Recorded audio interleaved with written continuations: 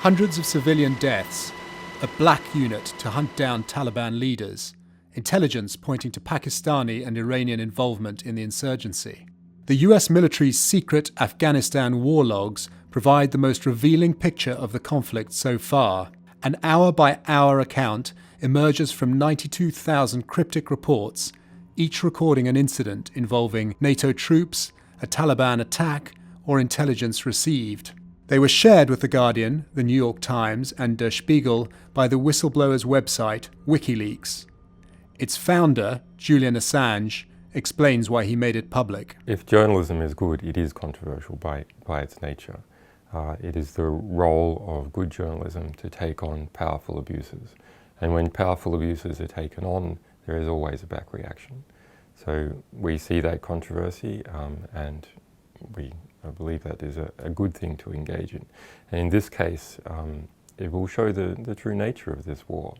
And then the public from Afghanistan and other nations can see what's really going on and take steps to address the problems.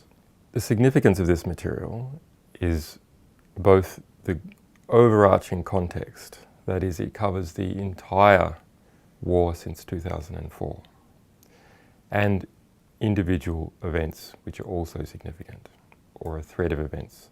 So those include something like Task Force 373, an US-based assassination squad that goes around Afghanistan killing people on a kill or capture list. It includes significant events where many people were killed. For instance, we are looking at an event that killed 181 people at once, some by an AC-130 gunship. It includes detail about how the war is supported in various ways. So how the political class in Kabul interfaces with US military and intelligence, how the corruption is spread through that community, but also how the war is mediated by Pakistan and possibly by Iran. The nearest analogue is the Pentagon Papers, which was released in the early 70s. That exposed how the United States was prosecuting the war in Vietnam. That was some 10,000 pages, and some of those pages were accepted and put into the New York Times and other US newspapers. It wasn't for several years that a book was published of some 5,000 of those pages by Beacon Press. This situation is different in that it's not just more material and being pushed to a bigger audience and much sooner, if you like, everyone has the book, the whole lot at once, but rather that people can give back.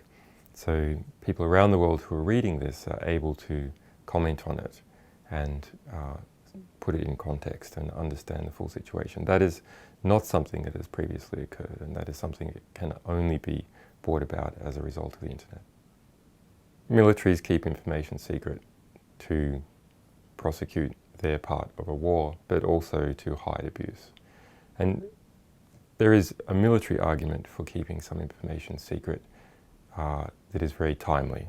So an example of where troops are about to deploy.